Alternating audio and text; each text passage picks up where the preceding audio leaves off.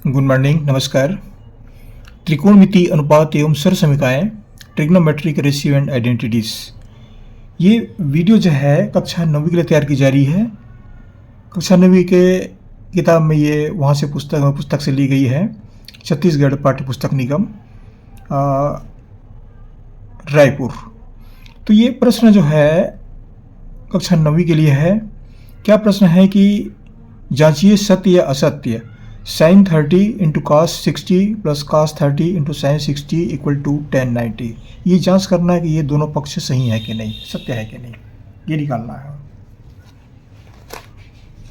अब कैसे इसकी जांच करें?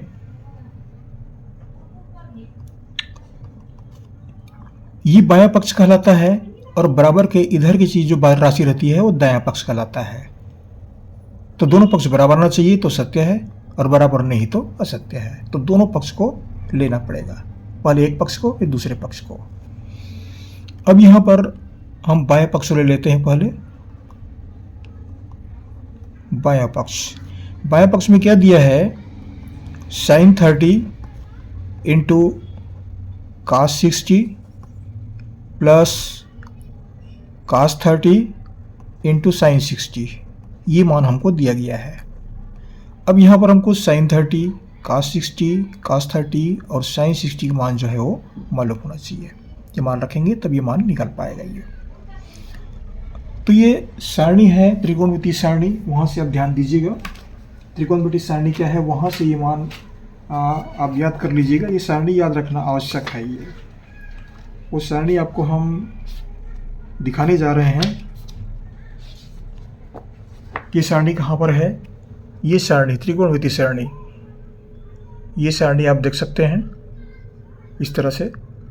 इसमें साइन से लेकर के कोसेक तक, शून्य अंश से लेकर के 90 अंश तक मान दिए गए हैं। ये सब मान दिया गया है। ये सारणी आप पुस्तक में देख सकते हैं और इस सारणी की सहायता लेकर के इनको हल कर सकते हैं। तो सारणी में जो मान दिया गया है, आप वहाँ से हम बताने जा रहे हैं कि क्या क्या मान है इसका। यहाँ पर लेते हैं sin 30।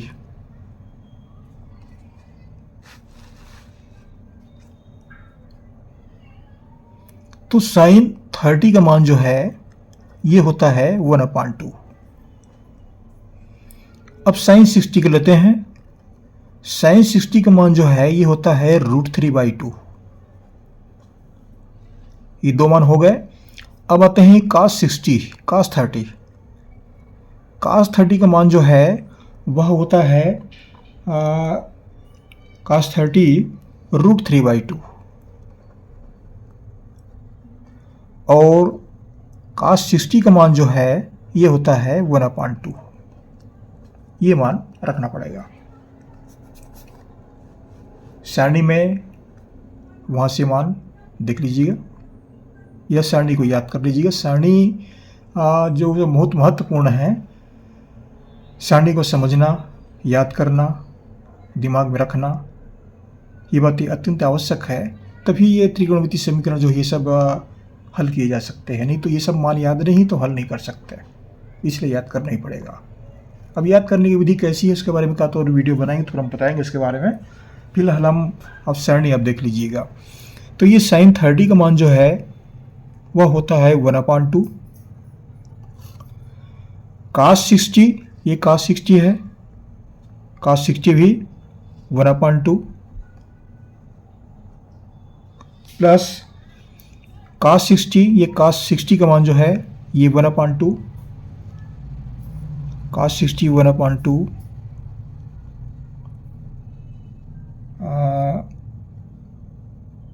cos 60 तो सब बता रहा हूँ कुछ। हाँ, cos 30, ये cos 30 √3/2 है। ये थोड़ा सा चूक रहे थे बोलने में हम।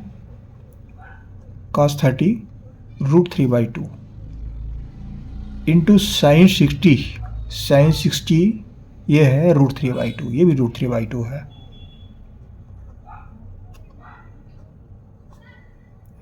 अब कैसे हल करें? ये मान तो हमको प्राप्त हो गया।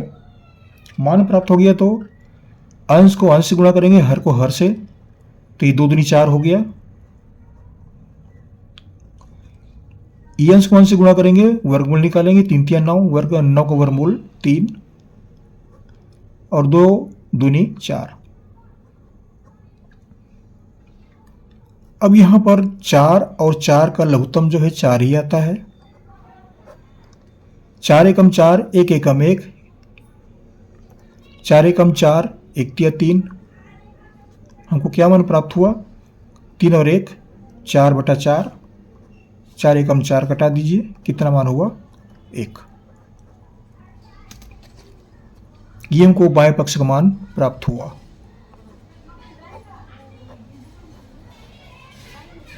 ये बाएं पक्ष का मान है। अब हम लेते हैं दाएं पक्ष को।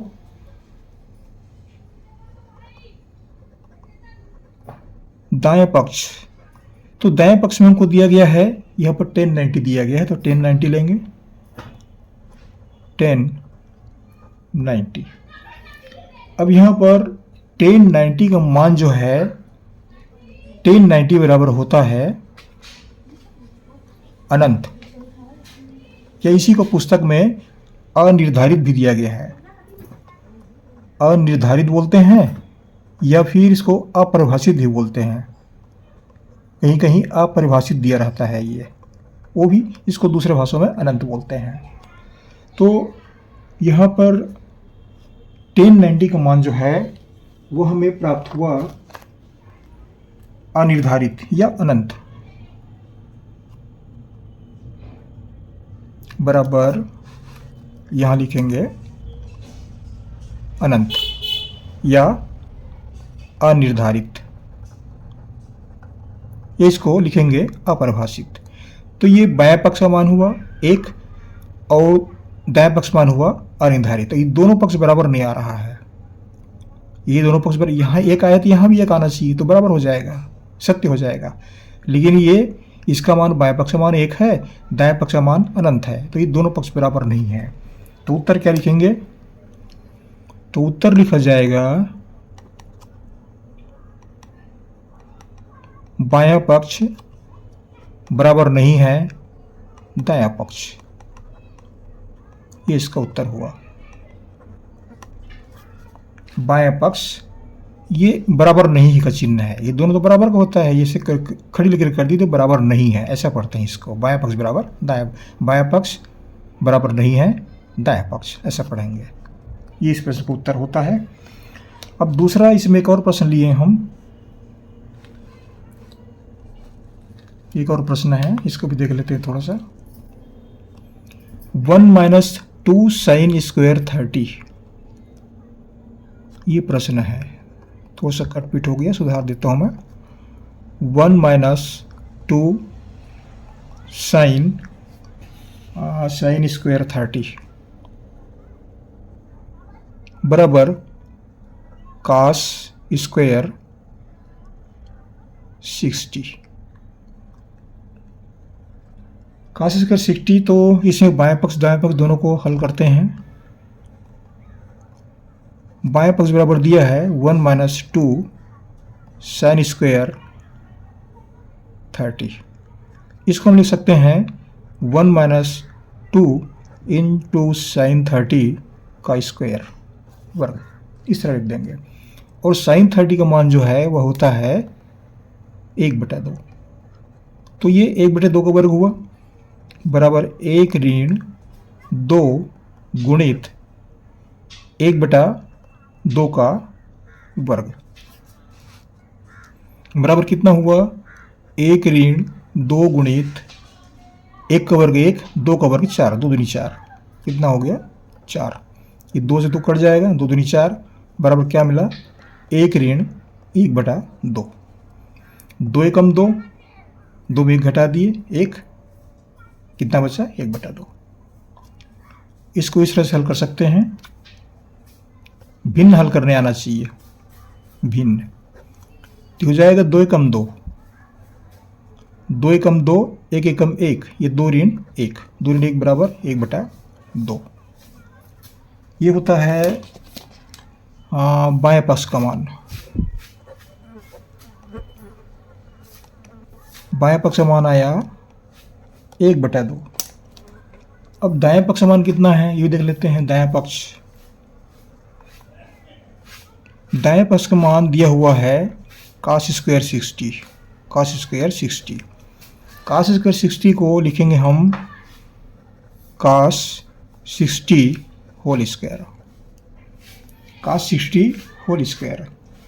अब ये cos 60 होल स्क्वायर जो cos 60 का मान जो होता है वह 1/2 बराबर 1/2 का वर्ग। 1/2 का वर्ग बराबर हुआ 1/2 गुणित 1/2 बराबर 1/4। 1/4 हमें मान प्राप्त हुआ। ये मान प्राप्त होता है दायां पक्ष का।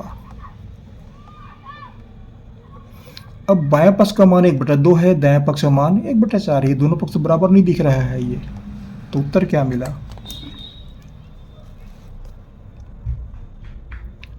उत्तर में क्या लिखेंगे?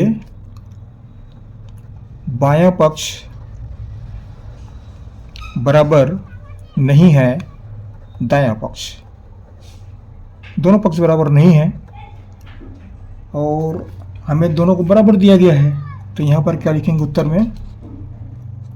क्या मिला यहाँ पर? असत्य।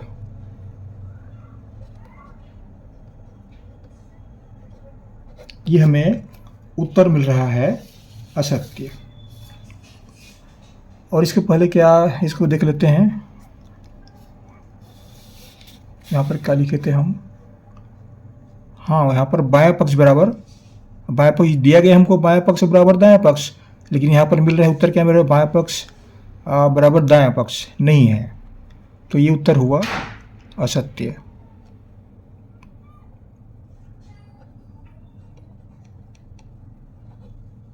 ये कथन जो है ये असत्य है, जबकि प्रश्न में बराबर दिया गया है। दोनों बराबर आना चाहिए तो सत्य होता, बराबर नहीं आ रहा है तो असत्य हुआ। वैसे यहाँ भी ये बायां पक्ष दायां पक्ष दोनों बराबर नहीं है, यहाँ पर बराबर दिया गया है प्रश्न में, ये प्रश्न में बराबर दिया गया है, तो ये भी असत्य हुआ। इस तरह से इन प्रश्नों को आप आसानी से हल कर सकते हैं। आशा करता हूँ कक्षा 9वीं के विद्यार्थियों के लिए ये वीडियो लाभदायक सिद्ध होगा। आप जहाँ से पढ़ रहे हैं कमेंट्स कीजिए, लिख के बताइएगा कि आप कहाँ से पढ़ रहे हैं, और हमारे चैनल को आप निश्चित रूप से सब्सक्राइब कर दीजिएगा। आपको हमारी से शुभकामनाएं। पढ़ते रहिए। Thank you.